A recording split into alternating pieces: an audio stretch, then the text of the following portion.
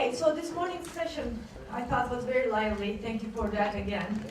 And even in the break, some of you came to me and wanted to discuss some of the issues even further, which is perfectly all right, and we will do that a little bit in these two sessions. One of your friends came to me and raised the issue of, how the Euromaidan is being covered in the international media, but also in Ukrainian media. I think it's very important to discuss, and I agree with that, and we will do that in a minute here. But I thought maybe we could combine it also how the Taksim Meydan in Istanbul and how the Gezi protests were covered by the Turkish media, or were not covered, I should say, by most of the Turkish media, can be relevant. So we will combine those two issues. Also, I noticed in the break, maybe if you sit in the, in the back seats, you can't always, read all these words, especially for those who don't have as perfect eyesight as some of us do. But I want you, I have seen some of you coming to the board and, making a note of those words, which is great. I want you to keep these concepts in mind and come back to them as we discuss as much as we can. One theme or word which is striking to me that it is missing on this board is independence. Frankly, I gave an answer to the question, and it's not in my answer either, but it was in, I think, perhaps none of your answers, unless I missed it. And if I missed it, remind it to me. But also, I think we should add the word independence here, and we should talk about the necessity of independence for a journalist, and especially what we mean by independence. What are different levels of independence for journalism? And it's a very big issue in Turkey. I was asked also to, in a way, to earn my right to this great opportunity of being here and talking to you. I should talk about my personal experiences a little bit, and about experience of journalism in Turkey and in Europe and the US in my own case, and what it perhaps taught me, and what kind of challenges I have had to deal with. I will do that a little bit because, as I said in the morning, I don't like lecturing very much, but I will talk to you a little bit about, and we can hopefully weave in the theme of the second session, which is actually the change. Now we discussed the definition of what a journalist is, what a journalist is for, but I also want to discuss with you if you think that has changed over the time. Obviously, you're all very young. You don't remember the days I remember, where journalism was done in a much different technological environment. And also, you don't remember probably, the eras I remember, like before the Berlin Wall came down, for example, how it was during the Cold War, and how in Turkey specifically, but in so many countries around the world, it was basically dictatorships or military governments ruling, and how it was to be a journalist under that kind of oppressive regimes, and how, as we democratize slowly, but I hope surely, how it is changing. My answer to that is that it's not changing very much, actually, but it is a big issue for discussion. As I promised, I want to start with giving you my own answer. And as I said, I can't remember what one of you raised the questions: who, what, where, when, why. And that really leads to my answer to that question. And it was about questions, the role of journalist, what a journalist is for. When they asked me, and I took a long time to answer it. Some of you said, oh, it's so difficult for me to answer this because I'm not experienced enough. Look, after 29 years, it was so difficult for me to answer it, so I understand perfectly. But when they asked me, and when I really thought about it for a long time, I said, a journalist is first and foremost a questioner. That's the most important thing we do. Before all, the highbrow analysis, instant commentary, or in-depth reviews, they are simple, straightforward, spontaneous, sometimes unashamedly naive, and often mundane questions. For a journalist, questions should come before answers. For it is only by asking that we dig deep into the shining surfaces of the well-manicured, ready-to-print statements we are so often presented with. Everyone wonders, everyone suspects, everyone believes there is more, but not everyone is in a position to ask. Journalists are. It's our job to give voice to the silent questions that breathe in the minds of everyone. Who, what, when, where, why, how. These are magical words. They have been a journalist's best tools for centuries, and they still are in the digital age. So I would like to hear your reactions to that. I didn't mean it to be a big statement. I think it's also a very simple way of approaching to what we are and what we do. But I do believe those are magical words, the question words. And because in my own experience of so many years, in a country as difficult as Turkey has been, democratically and as far as freedom of expression is concerned, now that I look back, I see two things that are very, very important to being a good journalist and to being a really honest journalist. One is claiming your right to ask questions. And we always think of, your right to speak, freedom of speech, speak up, express your opinion. But even before that, there is a right to ask questions. And so many questions are silenced in so many societies. And so many journalists and parts of media can be co-opted with the power in respective countries that certain questions are not even asked anymore. So we will think about that, if you will, and discuss it more. The second layer, I think, in being a good journalist and staying true to yourself in this profession is asking the right questions. So, to claim your right to ask a question, but also to ask the right questions. And what are the right questions? And when I say right is in quotation marks. Because to me also, there are no wrong questions. But the right questions are the questions that really lead to possible answers to what we, as human beings, as individuals, as journalists, are curious about. Your own curiosity in your own heart, in your own mind, should lead to questions. So whatever you need to know, whatever you think you don't understand, whatever you think is not transparent enough, is a right question to ask.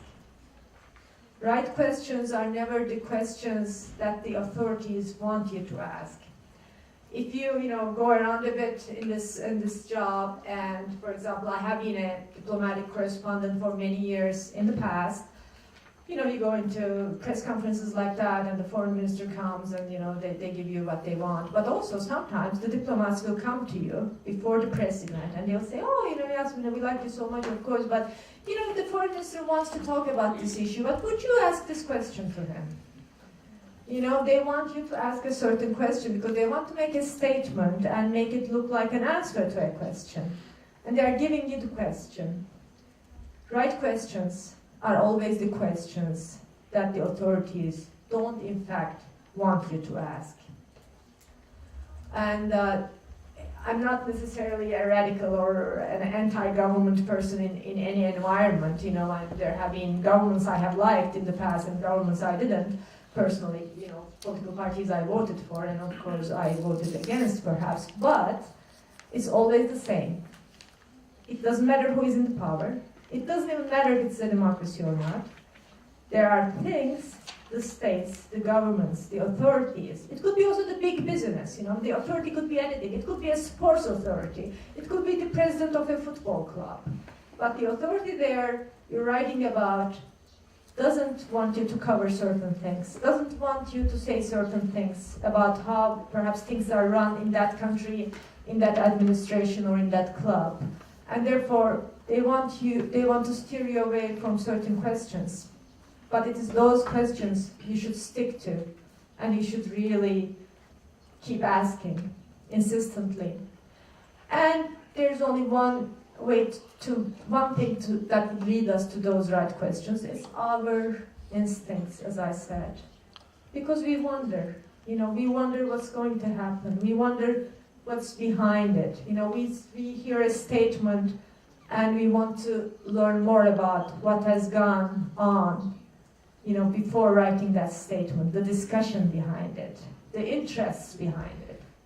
So basically, I want you to keep that in mind for also the assignment, asking the right question, and how do we find the right questions? And I want to hear all of your opinions on that too. As I said, we will talk about Euromaidan a little bit, and we will talk about, maybe compare it with the situation in Taksim. But before I move on, just a bit about my past, which is like a past or an experience in journalism in the last 2.5 decades, and how journalism is changing or not changing. Before I move on to that, I would like you to perhaps add or question, if you will, me on what I said about the right to question and the right questions. And if you have inputs or additional questions or anything you want to say now, let's discuss it a bit, and then I will move on with my own story. Please.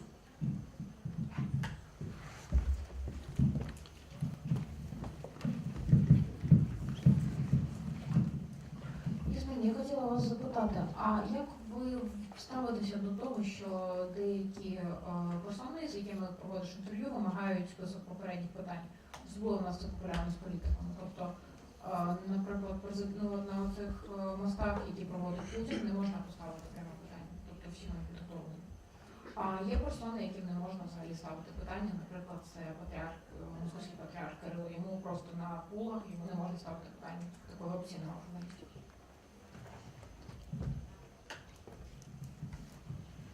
Well, I don't think any journalist likes that.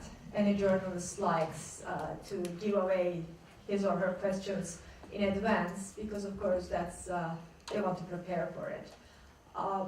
There are times you will do it, as long as, personally, if I'm interviewing a certain person, let's say on TV, and he asked me to give him the questions in advance, I will do that. I'll give you the basic questions, I want to ask you about, because yes, okay, it's your right to prepare, it's live TV or you're on camera, but I will add any additional questions I want, and any questions your answers might raise, follow-up questions. I wouldn't agree, and I don't advise anyone to agree to an interview that's limited only on the, premeditated or previously agreed questions. If anyone does not allow you a follow-up question, for example, then it's not an interview. It turns into a PR activity, the two-sided PR activity. The minute you are really agreeing to do that, even if some of the questions there are your genuine questions, the minute you agree or you give up your right to question, to pose extra questions and other questions, you are really turning yourself into a PR agent. And this happens more often than you think, and not only in Moscow or in societies like that, but also I have quite an experience in the US. I lived near Washington for 13 years and covered Washington politics, and it happens in the US very, very often. It is a democratic society, relatively much more free, and the freedom of expression and with the First Amendment and everything is really protected under the law and under the Constitution. But yes, that's what the US politicians, for example, try to exercise almost all the time. And the more journalists cave into requests like that, the more difficult it becomes for journalists who don't want to. And you might find yourself marginalized, you might find yourself with less access, less scoops for sure, and perhaps less stories. But you should believe that by doing that, you're also paving your way to better stories and to better journalism. It's a very difficult decision, and many times your offices, your editors, and your newspapers and TV companies would even force you to agree to that.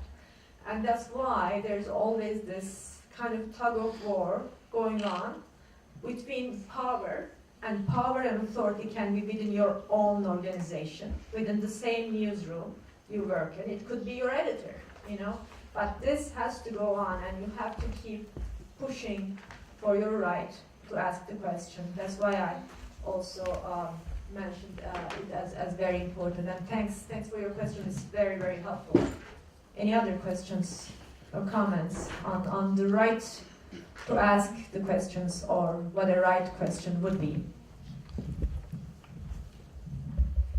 Я, мабуть, прокоментую скоріше з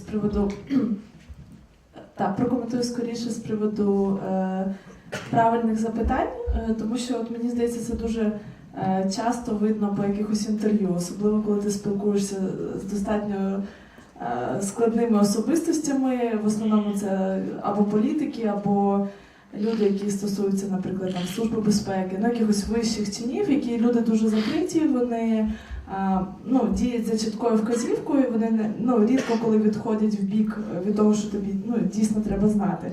І от тут часто питання не до них, а до нас.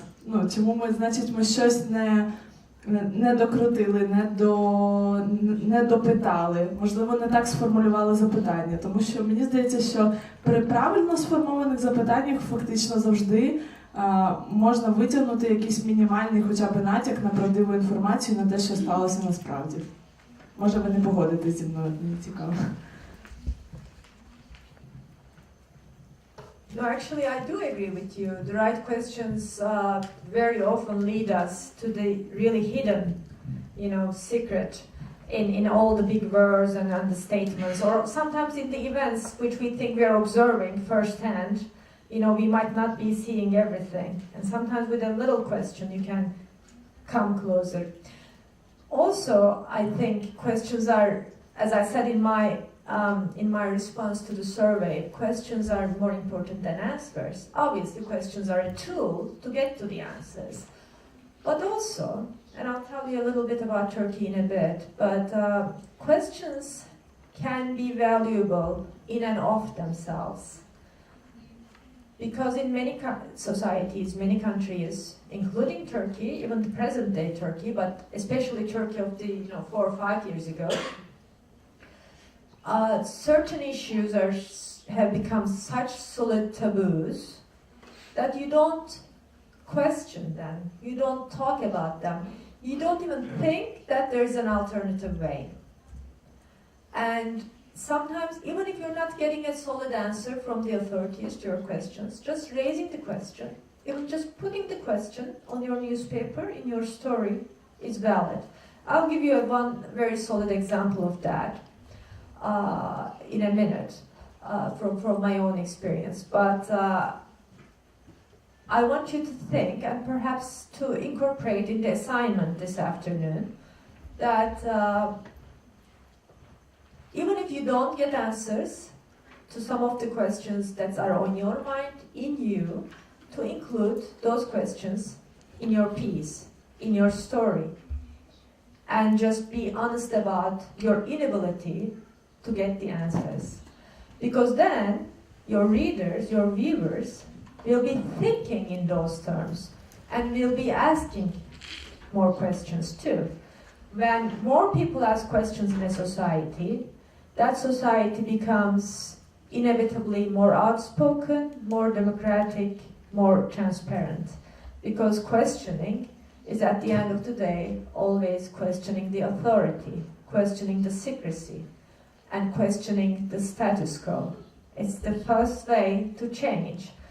While I don't necessarily agree with some of my colleagues here, some of our friends here, that journalists are an agent of change directly, or teachers or leaders for that matter, I agree that what we do, if we do journalism as it should be done, honestly and truthfully, then it would lead to change, because it will raise questions, it will challenge taboos, it will make society much more transparent. And with transparency, there is, you see what's bad, what's lacking, what's poor, what's perhaps not developed enough, and what's unfair in a society. And when you see those things more clearly, there's more of a will in the citizens to make some kind of change. So it's an indirect role, I think, for journalists in changing the society. I don't think we are the leaders in that change necessarily, but we are a very, very important part of the process, I think. Any more? Okay, so let's move on just a bit. As I said this morning, when I decided on the subject, Euromaidan was not happening. I thought it would be a nice, perhaps snowy, white, quiet day in Lviv and in Ukraine, and we will just, talk about, as I said this morning, about the mundane, about finding a journalistic material in everyday life, when it looks like nothing is happening, or when your editor tells you to do this story on this very uninteresting person or uninteresting event, uninteresting meeting, to find what could be interesting and what could be appealing to the society in that event. We're not going to do that today, but I want you also to think in that term. So it's not always the big events we are covering. It's not always revolutions or, it's not always scenes, social scenes where change, looks so tangible, just out there. Sometimes it's just regular, boring, everyday job. But even in your everyday job, there's always something that is important to the individual lives. And then the right question becomes finding that issue in anything and everything. It could be a story about this class, how different I am from you or how similar I am to you. It could be, experiences, a comparison of lifestyles, anything. But there is always room for a good story. And a good story to me is always interesting and truthful, honest. And please. Yeah, okay, feel free to jump in. Don't be shy. I mean, you're not shy. I saw in the first session, but also jump in. Я перепрошую, що я перебиваю вас, але ви мали повернутися до заборонених тем в Туреччині. Я так, щоб ми не забували про це, я хотіла нагадати про заборонені теми в Туреччині. Які це теми? Заборонені запитання. Okay. Okay, great. Okay, thank you for that. I will move on. Let me tell you, again, when I first designed the course, I thought we would talk about change, and the title, I don't know if you received that or it was on the Facebook page. It was about, I said, from typesetting to smartphones and from dictatorships to democracies, how did journalism change? I started working as a journalist right out of high school, before I went to college. I eventually went to college and studied not journalism, but economics and American studies as my master's, but I was 16, just turned 17, just by luck, coincidences, I started working as a journalist in a wire service in Turkey. And it was mid-80s, which will give away my age, which is terrible, but when I started in an office, there was, first of all, there were no computers in our office. Of course, there was no internet, and there were no cell phones. We didn't have, cell phones were not around yet, internet wasn't necessarily around yet, there were no emails. And the way we worked in the office, we would carry our typewriters to the office every day, type our stories, and the editors would just take their red pens and cross out things and change things and talk to us about the story and make all these changes. And we would perhaps retype a few times. And then, that would be corrected again, that would go to the telex man, which we call the telex man. It's like scary man in a scary telex room who would put it on a telex tape, you know, with this code.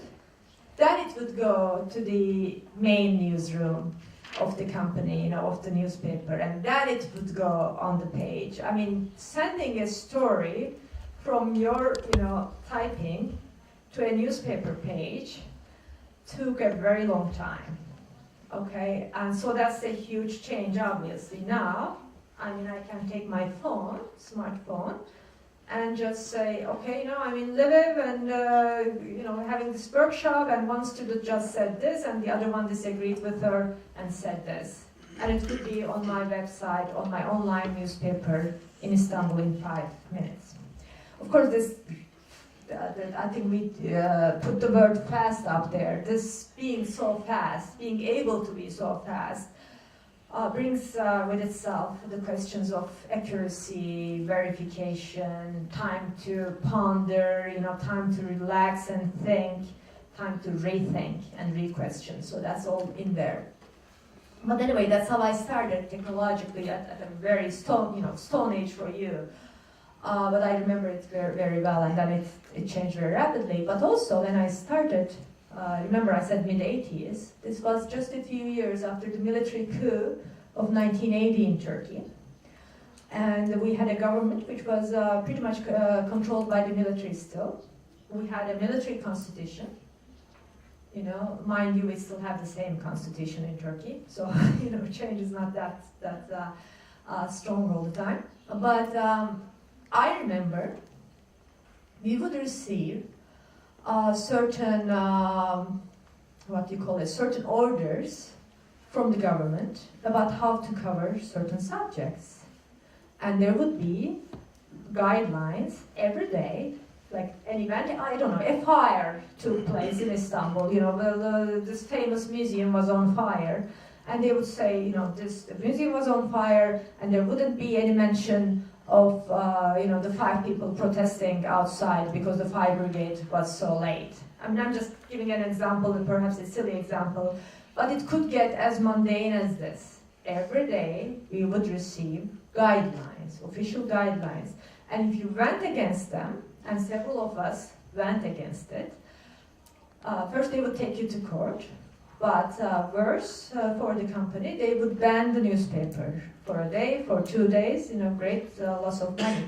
And also it was a time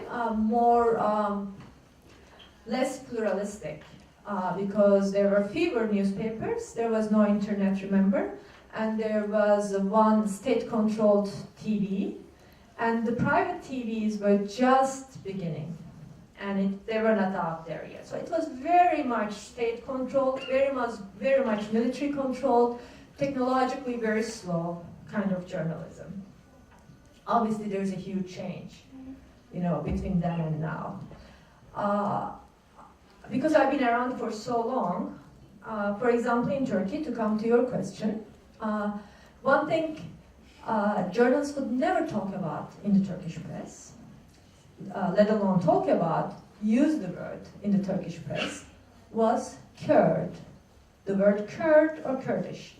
It was a completely banned word, and we just lost him last year, but the journalist who used it for the first time in 1986, I think, 87, the word Kurd or Kurdish, you know, became sort of a hero afterwards, just to be able to use one word.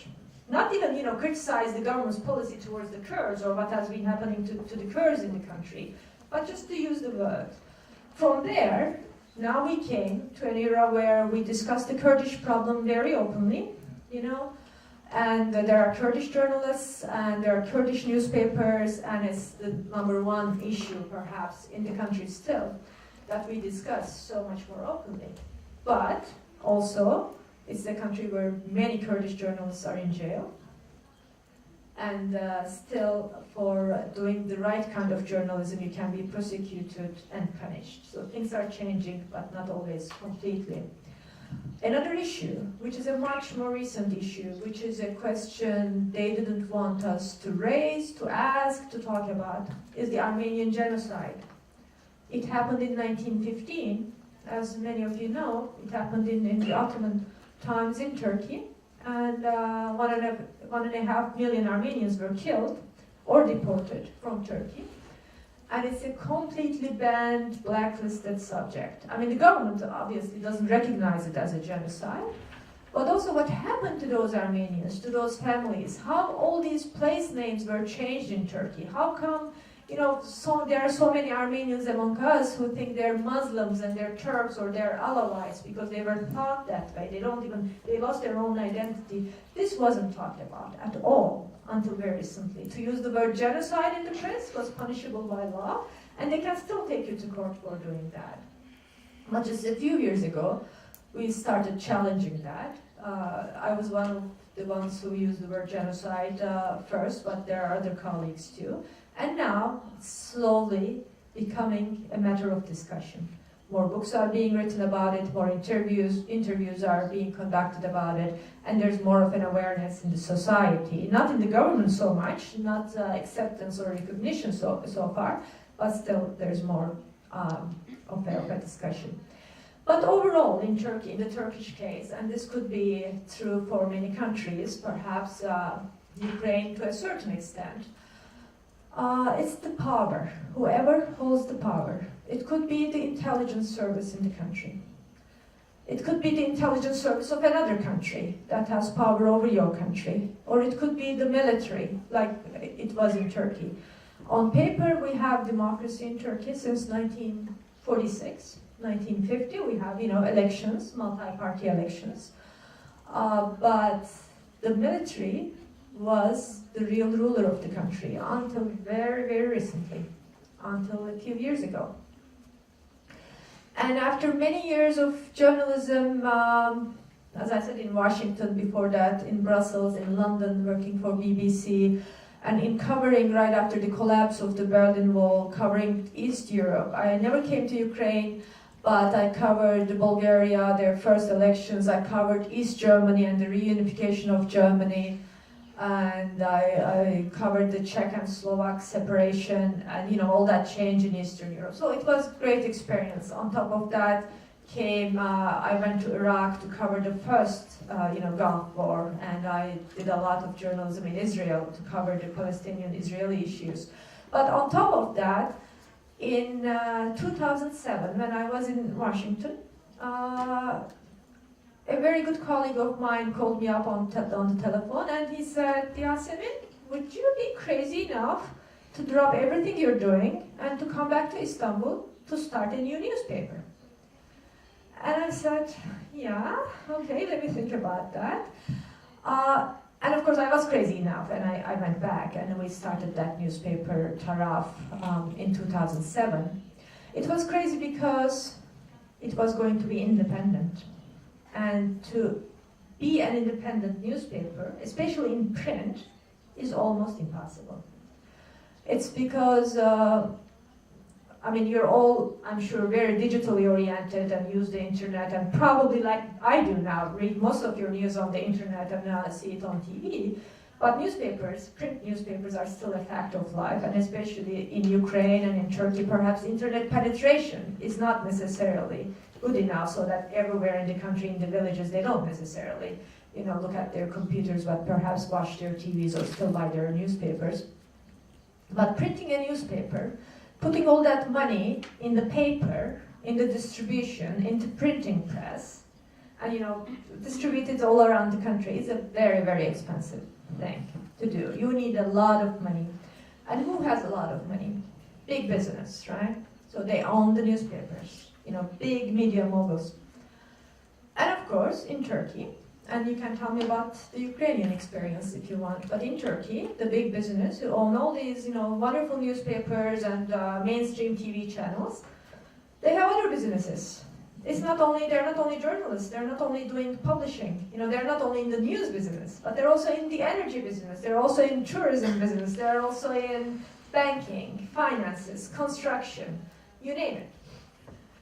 And they have to have a very special relationship with the government, because the government still decides on certain tenders, contracts, and if they don't want to lose this big construction contract, they want to be on the side of government, they don't want to be criticizing the government in their newspapers.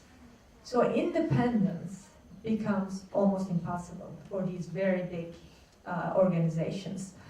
So my colleagues in Turkey wanted to challenge that with a small newspaper whose money would come from a publisher, a young guy, who did not have any other businesses except for a chain of bookstores. He was in the business of publishing books and also running bookstores.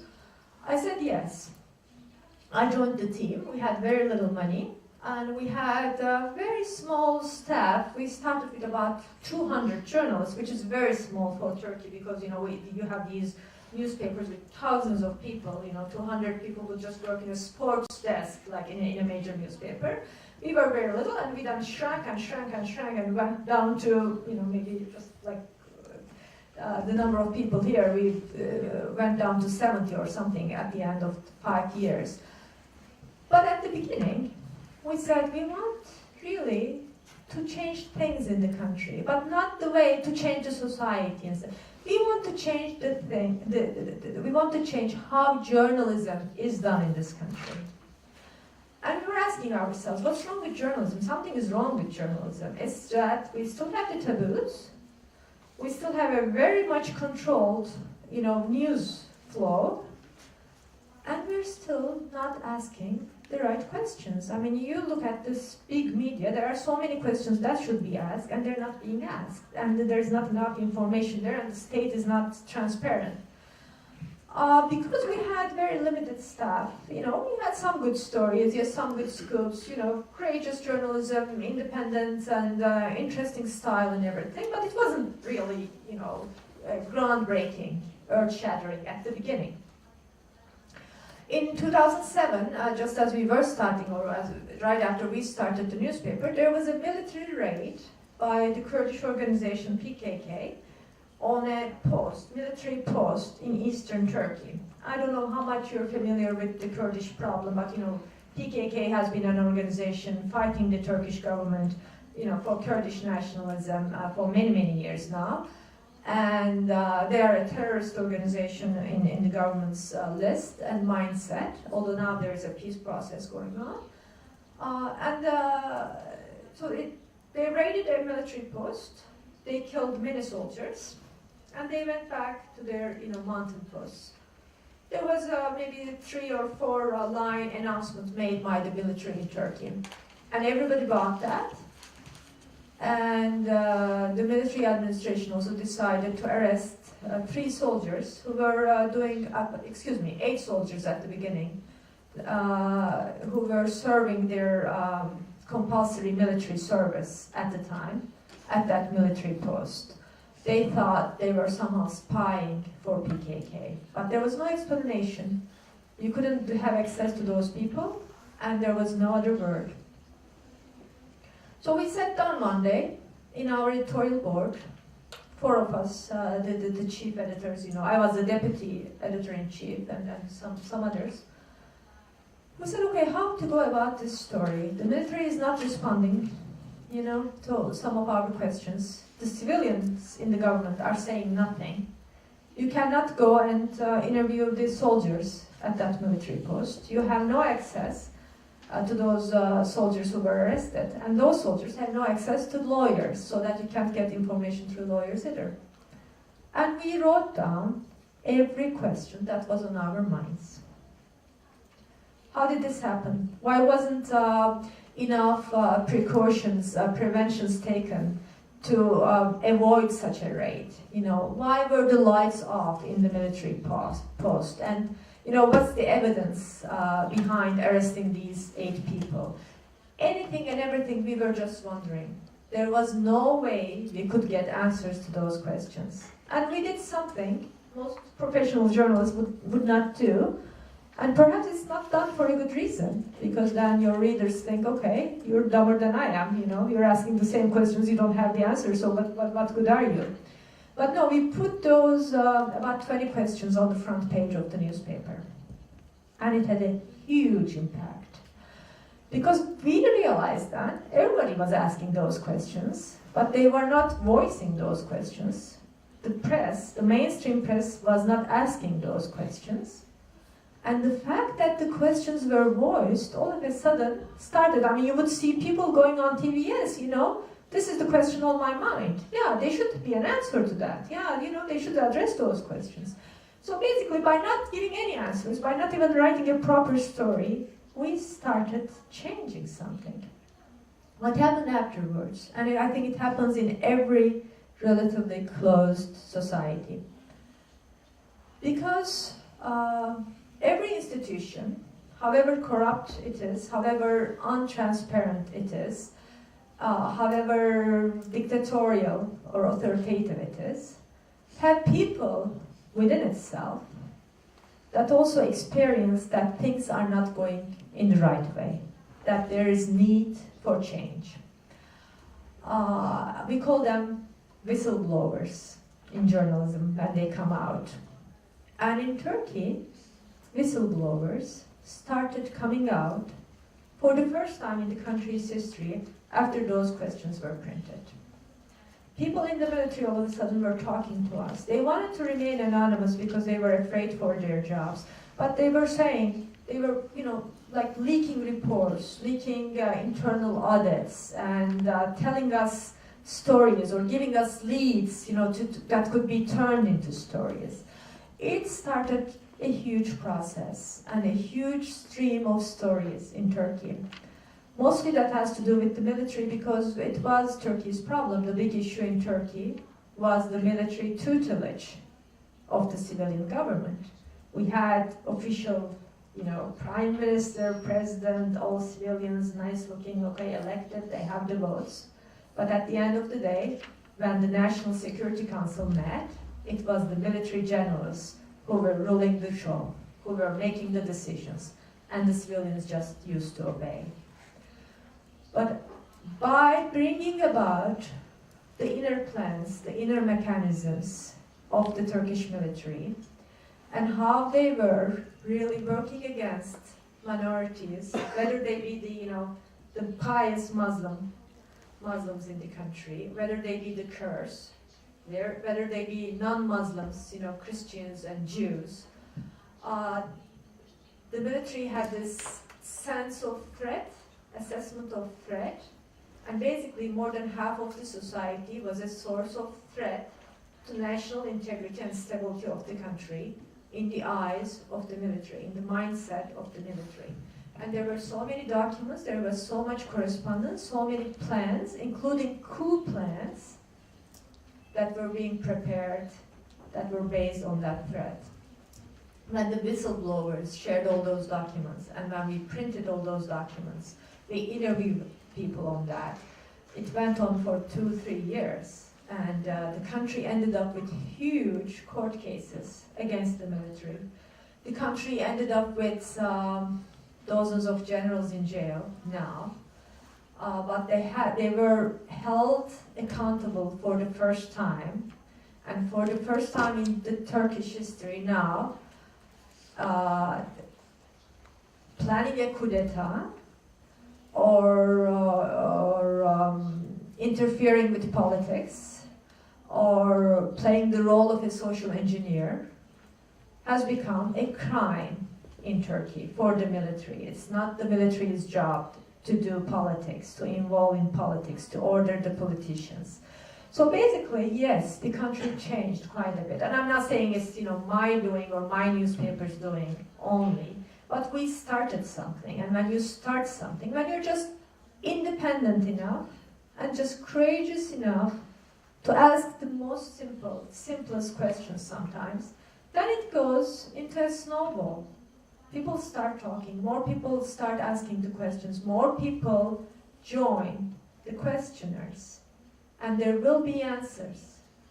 Not the president or the prime minister or chief of staff of the military or the chief of the intelligence services will come and give you the answer you wish for, but there will be someone in that institution who want to raise a voice.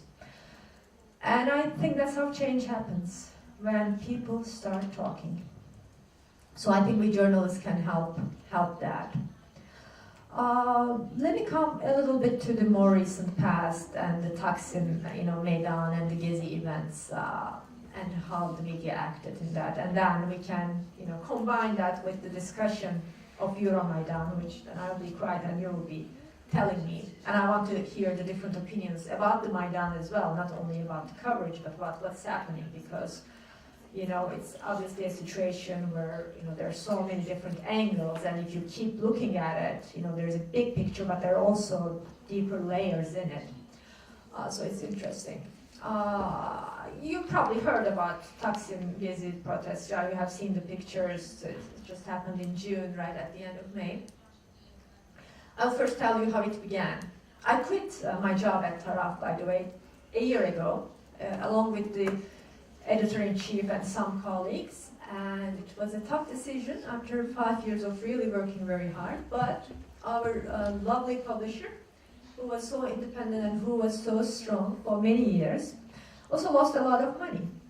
Because being independent, doing groundbreaking stories, challenging the taboos, always has a cost. Has a personal cost and has an institutional cost. And you have to risk that, I think, if you want to, be and remain independent. But what happened in our cases is, like, me personally, I had 90 court cases against myself, and I was lucky enough to get acquitted in every single one of them, so I didn't get convicted. Some other colleagues got convicted, unfortunately, and they had to pay huge fines, and some got imprisoned even. But of course, it takes out so much energy and time. You spend so much time in the courts, and you have to pay legal fees, and you're scared. What's going to happen, and then it's really pressure there that way. But another way of pressure is, okay, the government blacklists you. You can't go to certain press events and conferences and stuff, and it's okay, all right.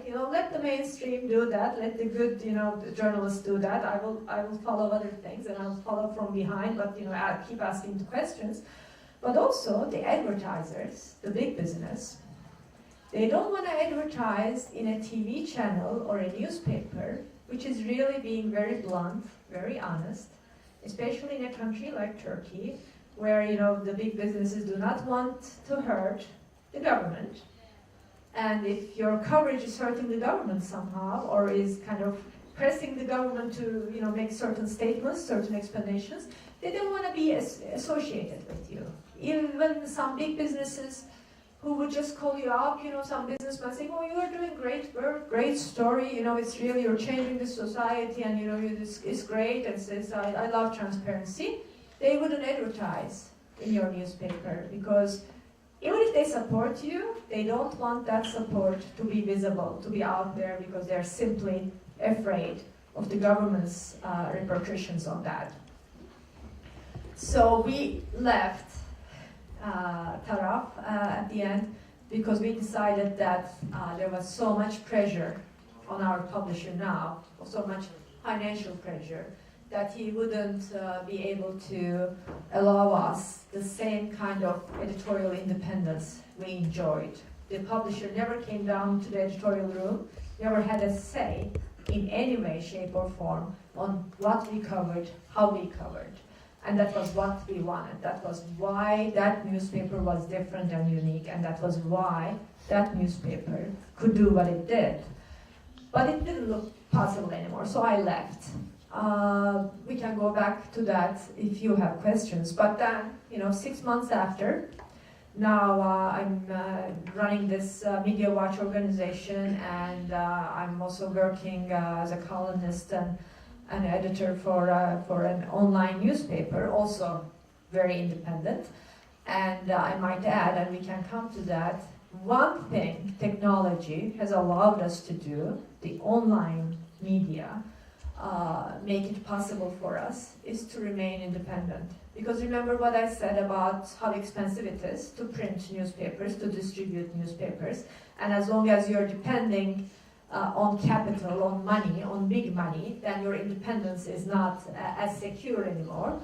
But you can do it for much more cheaper with online media. And that's a great, great opportunity. You can basically bring together a website and remain independent much more easily than if you're printing or if you are using, you know, like state licensing for a TV channel, you know.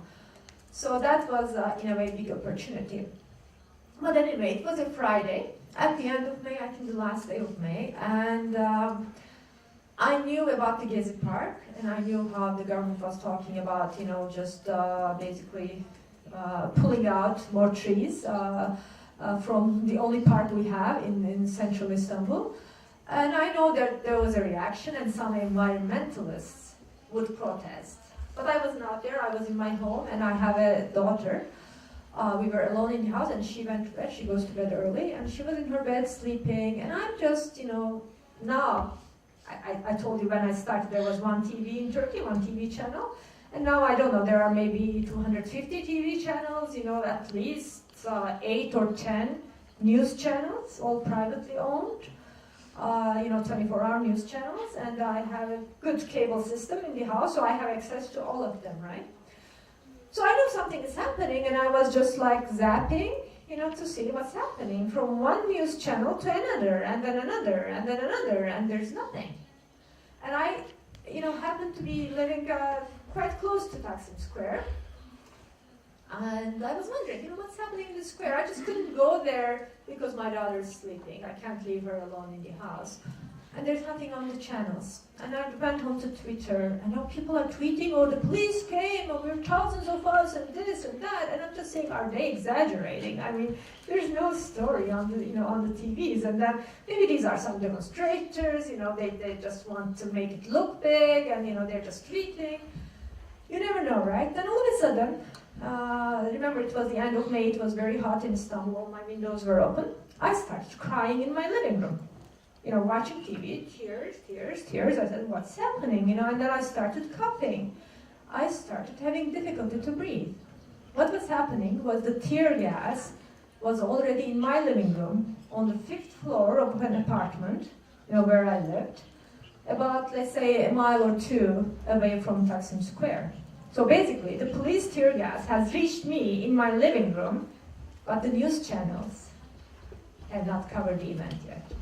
Okay, and it's a really a moment that tells you so much about journalism, the state of journalism in Turkey now, and how mainstream media can be co-opted. Now we have this great word, and if you read about Turkey, I'm sure you have heard it by now, the word penguin, and it has become such a symbol, because as I was zapping from one channel to another, the CNN Turk channel, which I used to work for, and it's a very good news channel. They did some great stories in the past, great documentaries. They still do some very good work. And I was proud, you know, to be working for them at the time. But CNN Turk had penguins on, you know, when Taksim. Yeah, a documentary on penguins, how penguins lived and how, you know, they reproduced and how they took care of their babies. And it was great, you know, penguins are so cute, but that's what they had on. And another major news channel had this news program about mental illness. And they didn't had any flashes, news flashes, nothing. They didn't want to interrupt it. So, you know, penguins were there and demonstrations were in Taksim. And it showed us that without a single exception, all major news channels had a blackout. It was, remember, I told you when I started journalism, we would be receiving orders from the government and the military of what to cover, what not to cover, how to cover. In Turkey, this doesn't happen anymore. They don't receive orders. But there's such a strong sense of self-censorship that they all decided not to cover. And then we found out, yes, there were a few phone calls made between the government and, you know, some editors that, oh, you know, don't cover this, you know, don't exaggerate, don't be provocative, and this and that. So what happened? When I couldn't find anything on the Turkish channels, I tuned in CNN International and BBC and Al Jazeera, which I also received. You know, so, you know, great opportunity of technology that you can watch the world now. And I was on the internet. I was looking at the social media more closely, Facebook page of the, you know, demonstrators and others, not only the demonstrators, but also people who were against them, and the Twitter. yes, the information was there. Perhaps if you spoke other languages or if you were a little bit social media savvy, which is important to be these days. So they cannot block information in this day and age. That changed. A complete blackout was possible perhaps in 1980s when I started journalism. It's not anymore. But surely they're doing everything they can still to black out the truth, to encourage self-censorship, even without direct orders. I think they have not so much an indirect control, but a really kind of a straightforward impact on how news are covered or not covered in Turkey. By they, I don't mean the military anymore, so that's the big change in Turkey, but I mean the civilian government. I mean the authority. I mean the central intelligence services in Turkey. So perhaps that answers your question a little bit about what's taboo, what's not talked about in Turkey much. Many people, many editors, many journalists in Turkey found themselves really embarrassed for not being able to cover the Gezi events. I have many colleagues who were out there ready to do their stories, but because their editors blocked them, they couldn't deliver. And then there was at least one editor-in-chief who came out, and my hat is off to him now, who came out and said, we didn't do our job. The public expected us to report on what's happening in Gezi, in Taksim. We didn't do it, and I'm resigning. And he was one of the highest paid executives, news executives in the country, and he left his job, and he was unable to get another job in another news channel. So that shows you being independent, or even an afterthought of independence, self-criticism after the fact, may make you remain jobless for a while in Turkey. So that happens. But I think perhaps not to think of ourselves as a center of power or powerful human beings, and perhaps even keeping a distance with the power, not only in the terms of authorities, the government, the military, the big business, but also in terms of power that's endowed on us in the form of high salaries, good positions, in the form of a seat in the president's plane, for example, in the form of a front seat in a press conference, all this, feel good about yourself elements in being a journalist. Moving away from it and really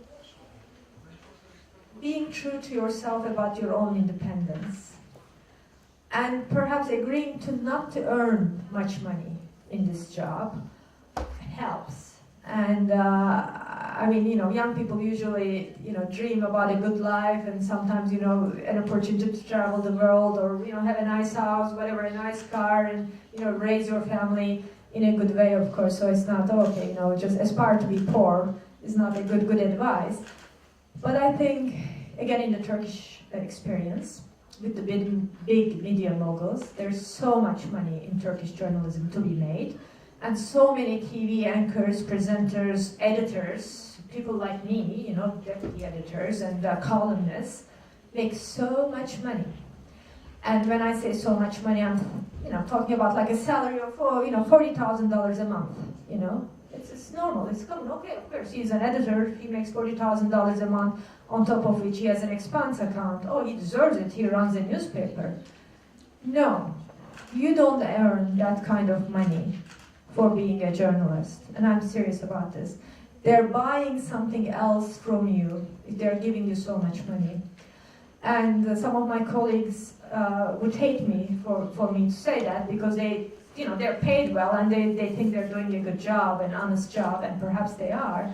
But I believe at the end of the day, if you become dependent on the luxuries, on the comforts, on the high salaries that the system is willing to provide you, there will be a time of decision making, a critical time of decision making about writing something, covering something, saying something, and you might say, oh my goodness, if I lose my salary, you know, everything will change, so, you know, let's not do it.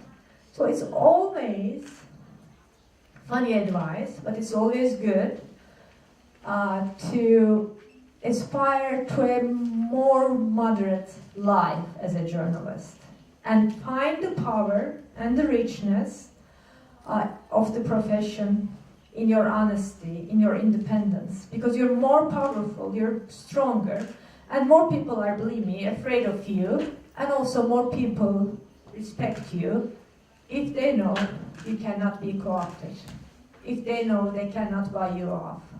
And at the end of the day, you are actually a stronger individual, a stronger citizen, and with a better voice, with a stronger voice in society. It's a tough decision to make, but it's a decision I personally had to face, and you know, I opted for, you know, freedom, independence, freelance work, perhaps working too much, working 3-4 jobs as I do now to make a living and to pay for my, you know, daughter's tuition.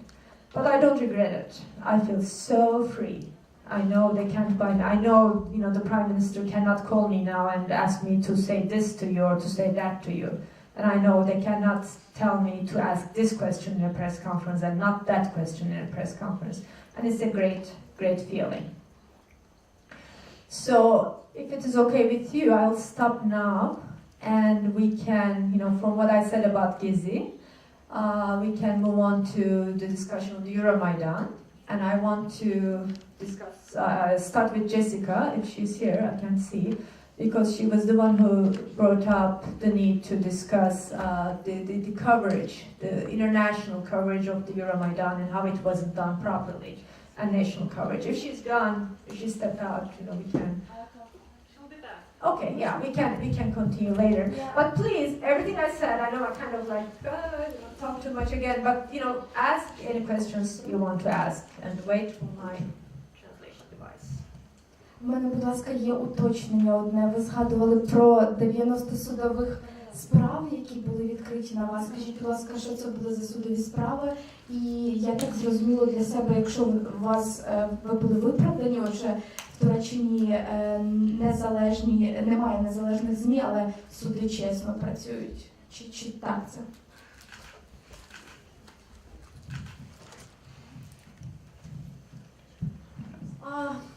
I don't think the courts are just all the time. I was lucky. I got acquitted, and I had strong defenses.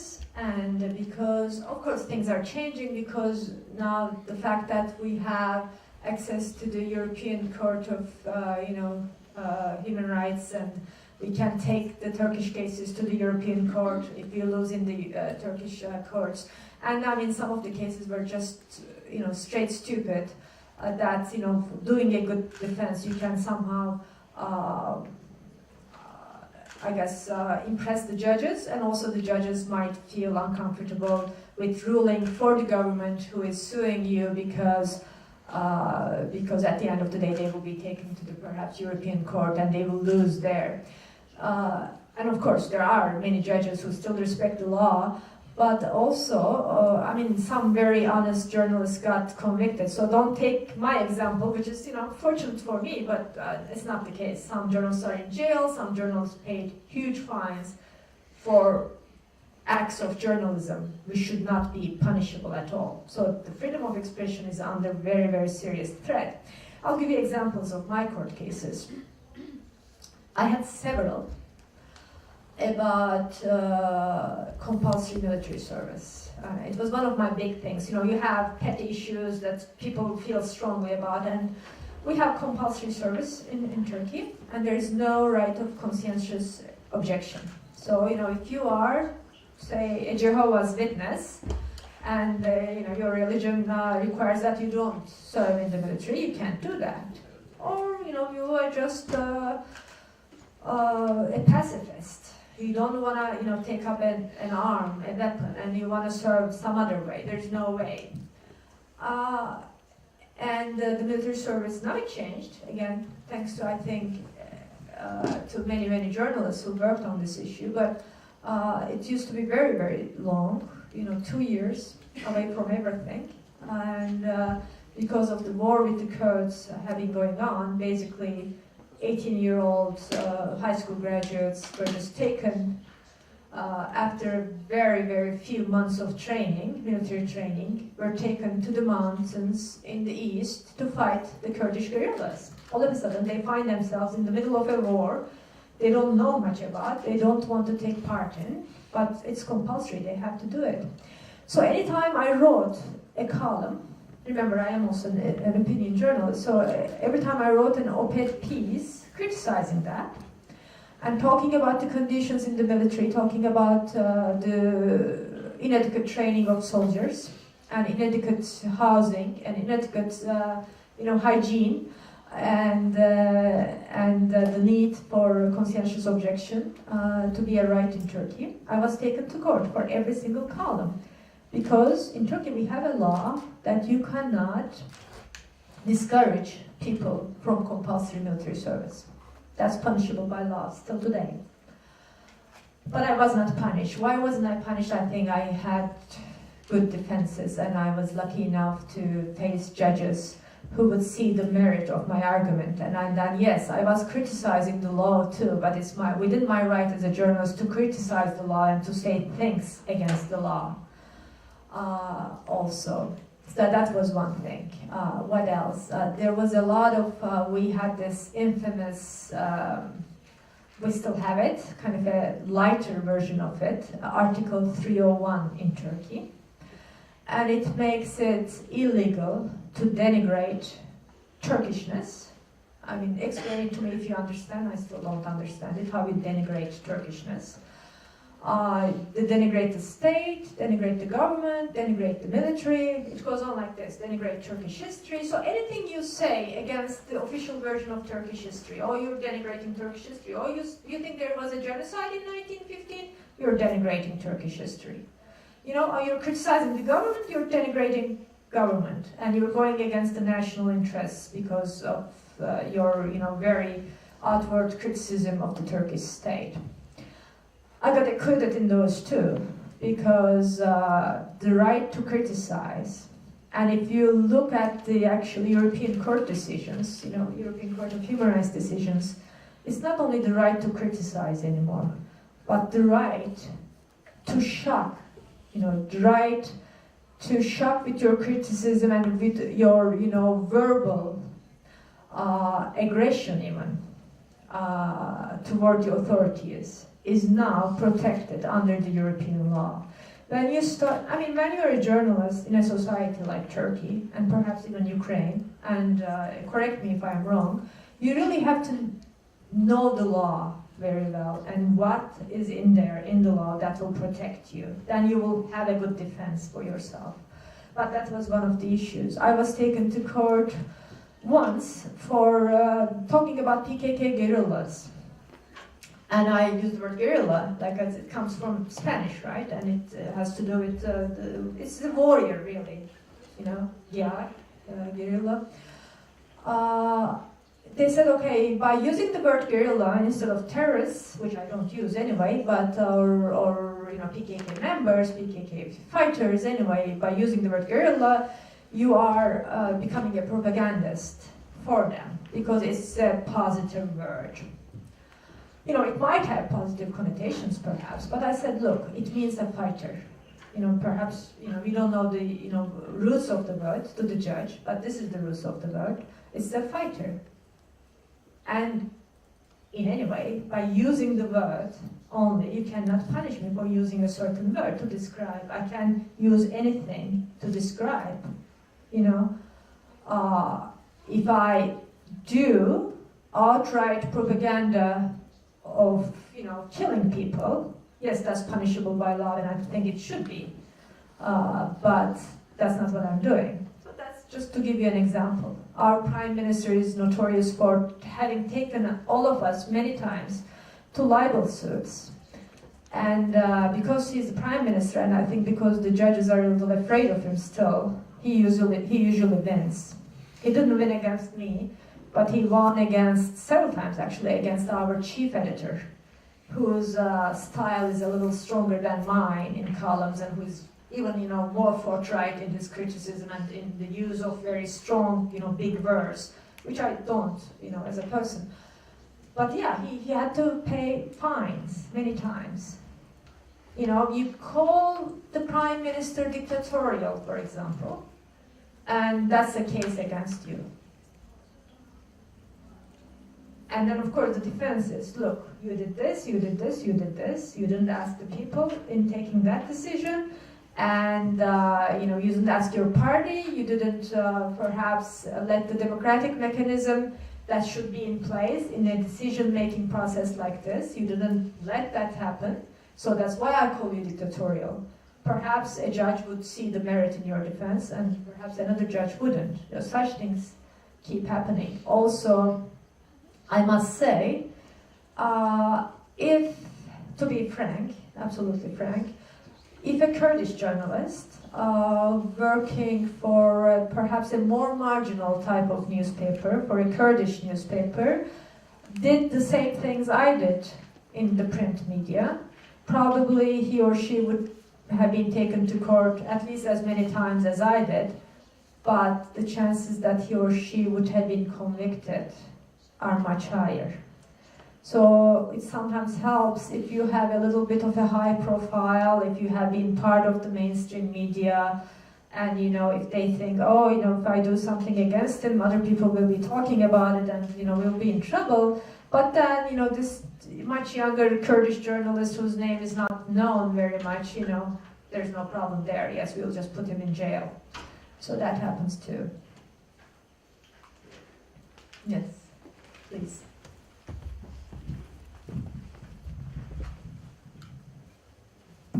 У мене не запитання, а такий маленький коментар. У мене невеличкий коментар. Мені здається, що оскільки ми говорили про бачення ролі журналістики, і ми побачили сьогодні, що журналістика зовсім різна в уявленні кожної окремої людини, то відповідно до того і бачення того, якою має бути журналістика, у кожного різне. І от з приводу Майдану хочу таку історію розповісти, яка відбулася конкретно зі мною. Десь 2 дні тому, мабуть, я зустріла фотокореспондента, який був повністю екіпірований, тому що він знає, які речі відбувалися. І він виглядав, я не побоюся того слова, страшно, тому що у нього відкриті йому були тільки очі. І коли він підходив до людей фотографувати, то вони боялися його, і вони одразу питали, хто ви. Він тоді витягував своє посвідчення, показував, що він журналіст, і його запитали, то з якого ви видання? Він каже, там, видання таке-то. А кому належить ваше видання? Питає його жінка, яку він фотографує. Він каже, олігархам. Жінка так каже, олігархи бувають різні, а кому конкретно?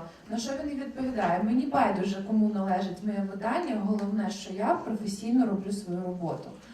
Це, власне, таке просто з приводу професійності і з приводу меж відповідальності кожної конкретної людини. Дякую. Yes, and that's also a very interesting observation. It happened quite a bit in Turkey too, when the TV channels I described to you did not cover the Taksim Meydan events for many, many weeks. When they started covering, and even when there was the blackout, and individual journalists were in the Meydan trying to take their own notes or taking their pictures, for at least their own use or for later use, there was a lot of reaction from the people, because they were working for those, TV channels who were just basically turning a blind eye to the events. And there were many, many demonstrators who went outside a TV company called NTV, actually NTV MSNBC, I should say, because it's a joint venture with the US company.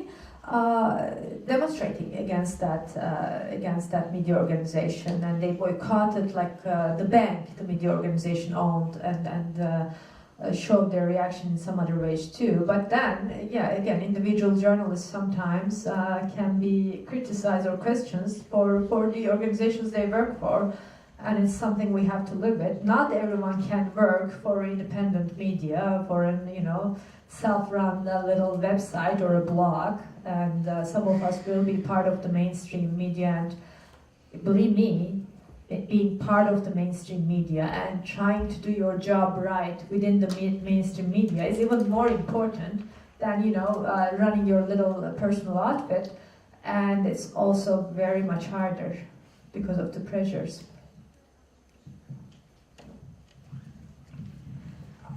Please, yes.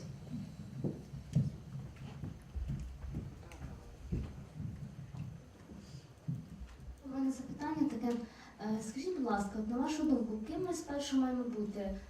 Громадянами своєї країни чи журналістами? Тобто, якщо взяти конкретно Євромайдан, для мене було дуже важко визначитись. Тобто, ми потрапили в це середовище, мабуть, більше як все-таки українці. І з одного боку розуміло, що треба якось переключатися і працювати, інформувати, але реально десь тиждень в Києві це був такий ступор, коли ти в цьому середовищі і ти як громадянець спершу. Як ви до цього ставитесь?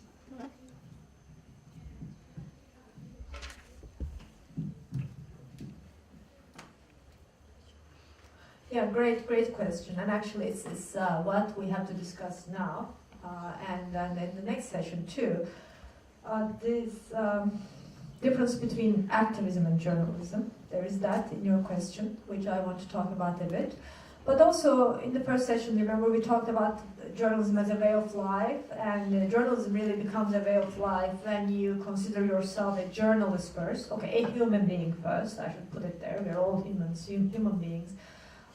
But then a journalist, and then a Turk, a Ukrainian, then a nationalist, then a patriot, then a socialist, then a liberal, then a reformist, whatever you are, fascist, whatever you are. But then it should come afterwards, I think. We will talk about Euromaidan because it's a very, very special case, but being a good citizen, I think, is also doing your job, whatever your job is. You could be a physician, you could be a teacher, you could be a cleaner, to do it honestly and at the best of your ability. Because then you're serving, your community, everyone around you, your locality, and eventually your country and your world, the world, the best way you can. And being the best journalist we can is as honest as we can. Being true to ourselves, also true to the news, true to the truth out there, as best as we can, make us, I think, better citizens. But in journalism, there's always this criteria that you will have to face with, and it's the authorities impose it on you, the diplomats impose it on you, and sometimes you yourself find wondering about them. And that's the criteria of, national interest. Sometimes it could be national security, your nation's reputation in the world, and perhaps, your nation's very short-term interests, and it could be a very, very strong interest. But think of it, what would be a good example? Think, perhaps assume or dream that you were an American in 1960s, an American journalist having to cover the Vietnam War, having to cover the My Lai massacre, seeing it. Like Seymour Hersh, who writes for New Yorker, did, and reported on it. Would you report on something your country's military did, something as horrible as that, being an American journalist? If you're true to yourself as a journalist, you should. But the minute you report it, you know, first of all, that American reputation in the world will go down. And even perhaps more importantly, the US military will be at risk of repercussions, of, you know, revenge attacks and everything. So there are times that making that decision is not easy at all. You know, sometimes it's life and death. If your coverage of your storytelling would pose, you know, a very important risk to others' lives. And I would say, if you know what you will write will cause people dying, don't write it. Because we are human beings first, and we don't want to cause, you know, more killing in the world. But I would also say that reporting on things that can be detrimental to the national image and even to the national interest is, at the end of the day, our duty as journalists and also as good citizens. I know your point, you're coming from the Euromaidan experience, and it's a little different. There, you are, as you said, you're at the crossroads, change is happening, an important thing is happening, and perhaps in your heart, you're also an activist, you're also part of it, and perhaps there are others among us who don't like the demonstrations and who have, you know, absolutely other point of view toward them, and I want to hear that too, because I want to, you know, also as a journalist, I want to learn what Ukrainian youth today is thinking about that. So I want you to talk more about that. But like, if you even want to demonstrate, want to be active, if you want, let's say, a revolution in your country right now, right? You have to decide. You can join the revolution, or you can join the action, you can join the demonstration, and it's of course your right to do so as a citizen. And I know some journalists, some very high-profile journalists have, but then you cannot remain an independent journalist in covering that event. You can even forego your right to cover the event, to write about it, to comment about it. You know, if you're there on the Maidan, speaking, talking, acting, demonstrating. And I would respect that. Anyone should respect that. It's your right as a citizen. But if you are an organic part of it, you know, at night, and if in the morning you're coming back to your offices and also writing a story about it, as if you're not, then you're not being a good journalist. Because it's so difficult to keep your distance, perhaps to ask the questions you might have asked if you were not so much part of it. So you would perhaps turn a blind eye on certain questions and certain criticisms and certain points of view. And it's so understandable because your point, you know, you have a strong point and you're part of it. You're an activist. Then I would suggest, as I said, to make a choice in situations like that. Today, I was asked if I would talk in the Maidan here tonight. And it was, I mean, I loved to be asked, you know. But I had to say no. No, because I want to keep my right to cover the events tonight or this weekend in Kiev. And to keep the necessary distance from it. To be able to observe it from a few steps back. Or even if I go right in the middle of the Maidan, to be interviewing people as a journalist and not as one of them. So that's a choice, and I made a very similar choice in Gezi. My heart was with people demonstrating in Gezi. And because our office is so close to Taksim, and there was so much tear gas, as I told you, so many people fleeing the tear gas and water cannons and the police running. I mean, they took refuge in anything and everything they found, you know, hotels, cafes, which were still open. And they came to our offices too. So all of a sudden, our newsroom was filled with these, you know, activists, dozens of them. And, you know, crying from tear gas and some bleeding, you know, because they were, you know, they were beaten by the police and everything. And we did our best to, you know, provide them first aid. But also, we interviewed them. But we also try to make sure that they understand, you know, they are the demonstrators, we are the journalists, we're not the same group of people now. We are interviewing you. You're a subject for us. You're a source for us. And yes, we will provide you the first aid, but this is not your headquarters here, and you cannot stay here. And this is not, I mean, because if you're here, you know, as much as, you know, we love your presence, we can't be distant from you enough, you know, in covering.